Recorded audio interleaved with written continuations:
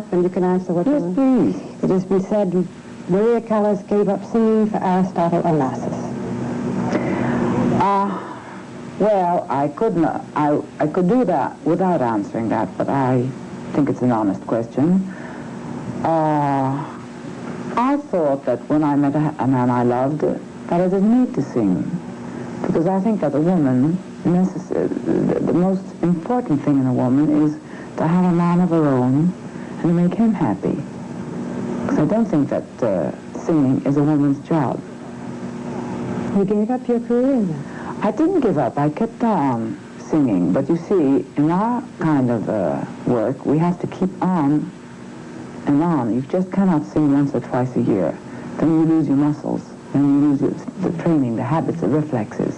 So naturally, any man who is in love with you the way he was, I'm sure he was, did not want me to sing.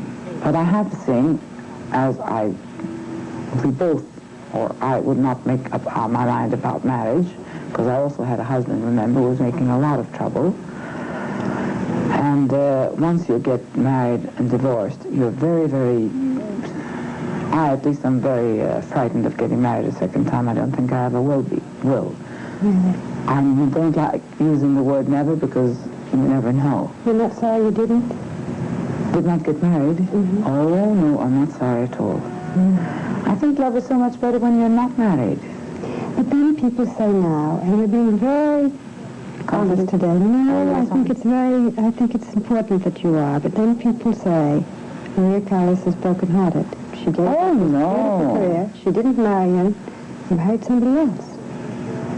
Why should I marry? Give me one good reason why I should marry. Security, to have the man you love forever. I have. To have him always. I would not like a man to have him always. To not lose him to somebody else? I would take that in stride, because here, a man has every right, like a woman has every right, to be able to fall in love with somebody else. There are no chains for love. Are you friends with Mr. Onassis? Very good friends.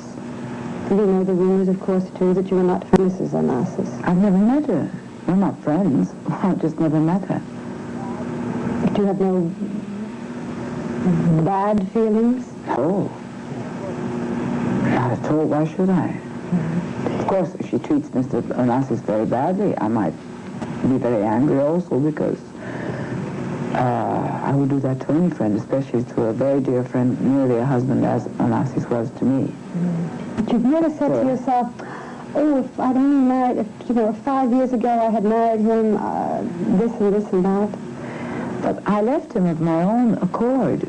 We both agreed to that, because we loved each other maybe too much. And men, strong men or weak men, whoever, I'm not talking about him generally, they usually want to completely dominate a woman, dominate them.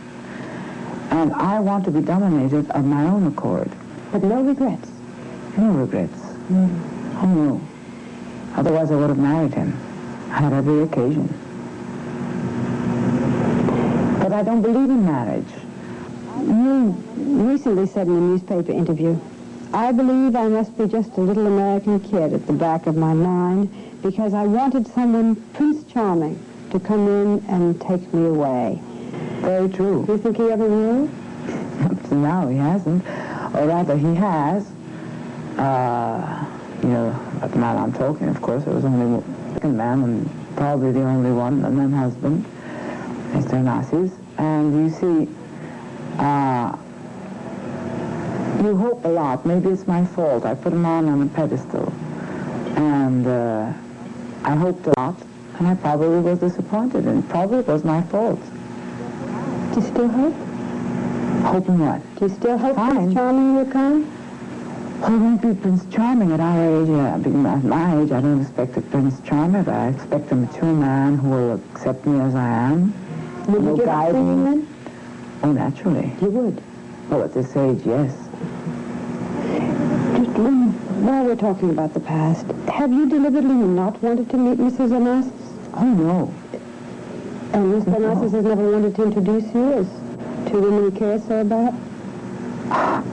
Frankly, I had invited her once to, because when I invite Mr. Onassis to a or a party or a gala like the Medea film or an opera, when they invite him, they must invite his wife. And many friends of mine then had said, well, we will not invite her. I said, well, you will, I'm sorry, because she is his wife and you must. And we talked about that with Mr. Onassis, and she did not want to come. So you see, therefore, there's no problem. But it is not, I hold no grudges. I don't think it's necessary, and that it's tiring.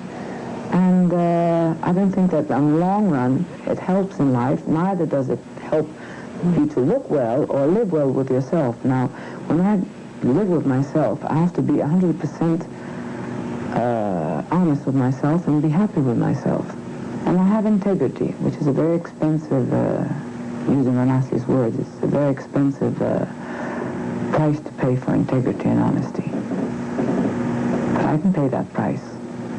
Thank you, Madam Callas, for the honesty and the integrity that you've shown us in this interview. Thank you.